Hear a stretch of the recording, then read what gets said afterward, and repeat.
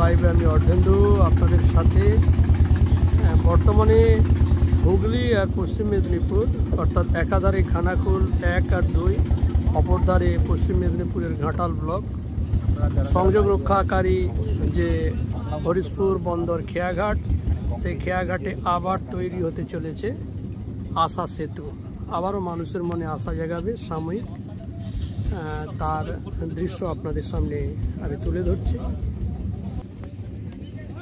আর মাত্র 2-3 দিনের কাজ আছে, 2-3 দিনের কাজ হলেই কমপ্লিট হয়ে যাবে এই আশা সেতু। আশা সেতুর সেই ছবি আমি লাইভে এখন তুলে ধরছি। দেখতেই পাচ্ছেন বন্দর হরিশপুর খেয়াঘাট হচ্ছে একটি ব্যস্ততম জনবহুল জায়গা, যেখানে একাধারে ঘাটাল মহকুমার বিস্তীর্ণ অংশ এবং আরামবাগ মহকুমার বিস্তীর্ণ অংশ জুড়ে রয়েছে। 2 জেলার মানুষ বিভিন্নভাবেই পরস্পরের উপর নির্ভরশীল। যে জায়গায় একটি কংক্রিটের সেতু নির্মাণ হওয়া উচিত, সেখানে সাময়িকভাবেই বাঁশের সাঁকো, এই বাঁশের সাঁকো দিয়েই মানুষের আশা ভরসা নিয়েই আশা সেতু আবারও কমপ্লিটের পথে। এখন আমি রয়েছি হরিশপুর বন্দর খেয়াঘাট, সেই খেয়াঘাট একবারে খেয়াঘাটে দাঁড়িয়ে রয়েছি আপনাদের সাথে। আমি লাইভে দেখতেই পাচ্ছেন বাইকগুলি কীভাবে উঠছে। যে কোনো মুহূর্তে এখানে তো নিত্য নৈমিত্তিক দুর্ঘটনা লেগেই থাকে, যে কোনো মুহূর্তে দুর্ঘটনা ঘটতে পারে। সেই দৃশ্য আমি আপনাদের সামনে তুলে ধরছি। দেখতেই পাচ্ছেন কীভাবে বাইকগুলি উঠছে এবং কীভাবে মানুষ যাতায়াত করছে, তার সেই দৃশ্য। এই পোলটা আশা সেতুটার ফলে কী হবে, মানুষ 24 ঘন্টায় সার্ভিসটা পাবে এবং 2 জেলার যোগাযোগ ব্যবস্থাটা আরও উন্নত হবে বলে আশা করি। আপনার নাম?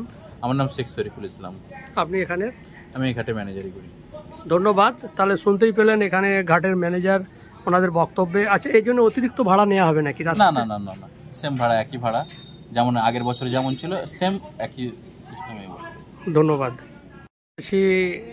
ঘোড়াদহ, ধান্যঘড়ি বন্দর হরিশপুর, যেটাকে আমরা বহুল জনপদ, যেখান দিয়ে প্রতিনিয়ত হাজারে হাজার মানুষ পারাপার করে, সে জায়গায় আবার আশা সেতু নির্মিত হতে চলেছে। আর মাত্র কয়েকদিনের অপেক্ষা। সেই কর্তৃপক্ষের সাথে জেনে নিতে চাইব এখান দিয়ে কি কি যানবাহন চলবে বা কবে এই সেতুর উদ্বোধন হবে। সেতু উদ্বোধন হবে বুধবারের মধ্যেই হবে। আমাদের তাড়াতাড়ি কাজ হচ্ছে, ডে নাইটে। মিস্ত্রিরা দ্রুতগতিতে কাজ হচ্ছে। আমরা আশা রেখেছি বুধবার আমরা চালু করবো। টোটো যাবে, চপ্প গাড়ি যাবে, মারুতি, সবই পেরাবে। সমস্ত গাড়ি 4 চাকা পেরাবে। শুধু বড় গাড়ি? বড় গাড়ি পেরাবে পরে, মাস দুয়েক পরে পোলটা বসার পরে। তা বুধবার বুধবার আমাদের উদ্বোধন হবে। এই বাঁশের সেতুর নাম কি দিচ্ছেন? আশা সেতুই থাকবে। আশা সেতুই থাকবে। আপনার নাম? আমার নাম বিশ্বজিৎ মান্না। বিশ্বজিৎ মান্না। আপনি এই পারাপারের? খেয়াঘাটে আমি থাকি। আচ্ছা আচ্ছা।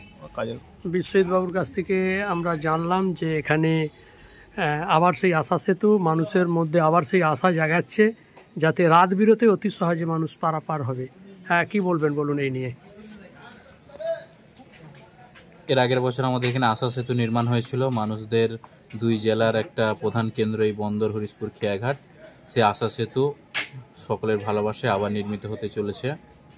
তো যেমন আগে যেমন সিস্টেম ছিল, একই সিস্টেম বহাল থাকবে, ঠিক আছে। এবং নিত্যযাত্রীদের জন্য আমরা রাতে যেরকম 24 ঘন্টা পরিষেবা চালু রাখি, সেরকম পরিষেবা চালু থাকবে।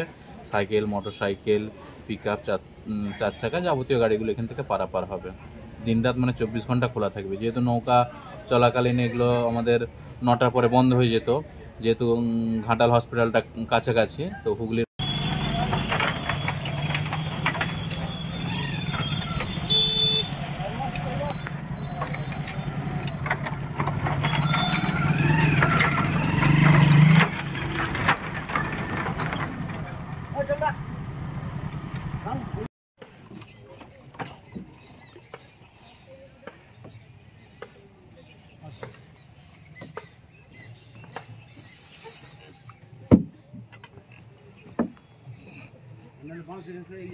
ওয়াকেই ধরতে হবে মাছ।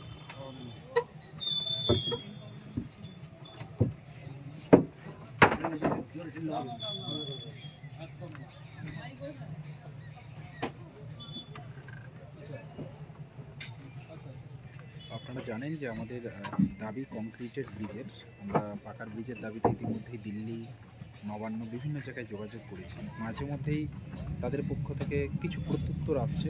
রাজ্য বলছে আমাদের এখন নদীর ওপরে ব্রিজ নির্মাণ বন্ধ রয়েছে, দিল্লি বলছে আপনাদের রাজ্যের ব্যাপার, রাজ্যের সঙ্গে কথা বলে।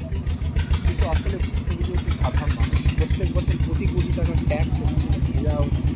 আমরা দেখছি বর্তমানে জনপ্রতিনিধিরা তারা এই ঘাটগুলোতে